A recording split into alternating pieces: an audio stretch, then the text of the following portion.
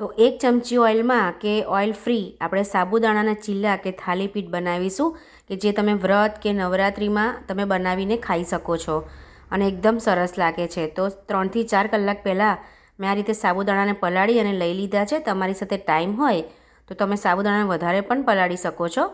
અને બોઇલ કરેલા મેં પોટેટો નાના લીધા છે. હું આ રીતે ગ્રેટ કરી લઈશ ગ્રેટરથી. તો 1 કપ સાબુદાણા સામે 2 નાના મેં પોટેટો લીધા છે બોઇલ કરેલા.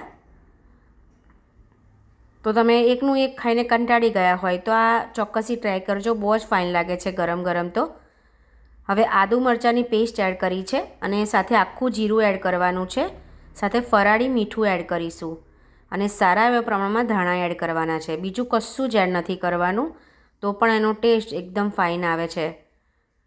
આ રીતે આપણે એનું લોટ બાંધી દેવાનો છે. બોઇલ કરેલા પોટેટો છે ને એના લીધે બાઇન્ડિંગ બહુ ફાઇન આવે છે અને સાબુદાણા પણ ચીકણા હોય છે એટલે એ પણ એનું બાઇન્ડિંગ એવું સરસ આપવામાં મદદ કરે છે. તો જો બિલકુલ વાર નથી લાગતી. આપણે આ રીતે થોડું પોષણ લઈ અને ભાખરીનો લૂવો કરીએ એ રીતે આપણે લૂવો કરી દેવાનો.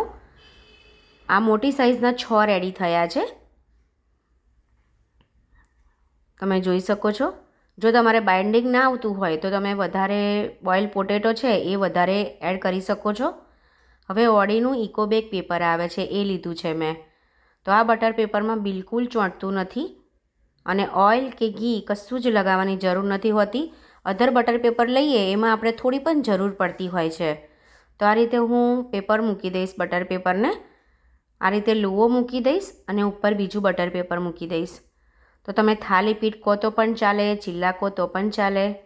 એનો ટેસ્ટ બહુ ફાઇન આવે છે. આ રીતે આપણે હાથની મદદથી થાપી દઈશું, જોઈ શકો છો. અને વાર પણ બિલકુલ નથી લાગતી અને નીચે ચોંટતું પણ નથી.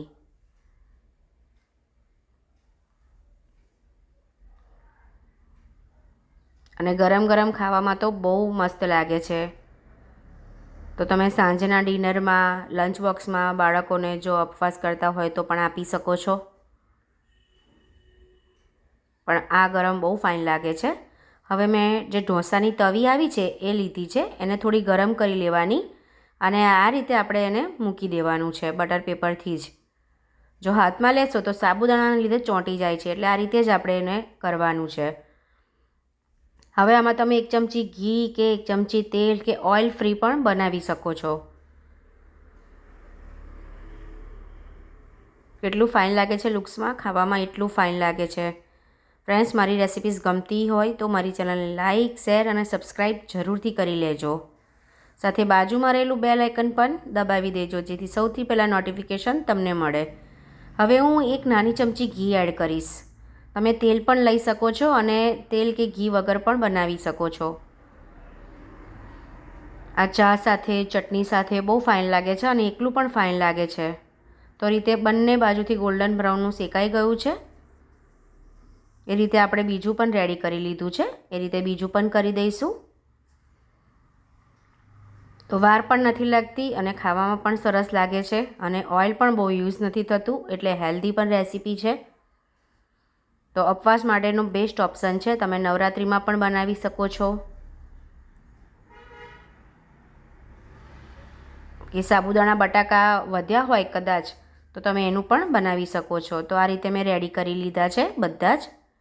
લુક્સમાં કેટલા ફાઇન લાગે છે ફ્રેન્ડ્સ. તો એક વખત તમે જરૂરથી ટ્રાય કરજો. જો આ રેસીપી ના બનાવી હોય તો હું તમને તોડીને પણ બતાવું. જુઓ છે ને એકદમ સોફ્ટ.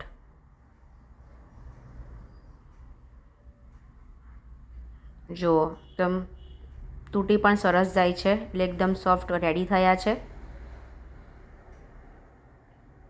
અને હવે તો હાઈપનું ઓપ્શન આવ્યું છે ફ્રેન્ડ્સ, હાઈપ પણ કરી દેજો. 1 વીકમાં 3 વાર હાઈપ ઓપન થાય છે. કોમેન્ટની જોડે જે હાઈપનું બટન આવે છે એ પ્રેસ કરવાનું એટલે પોઈન્ટ મળે. હવે હું આ ચટણી સાથે સર્વ કરીશ.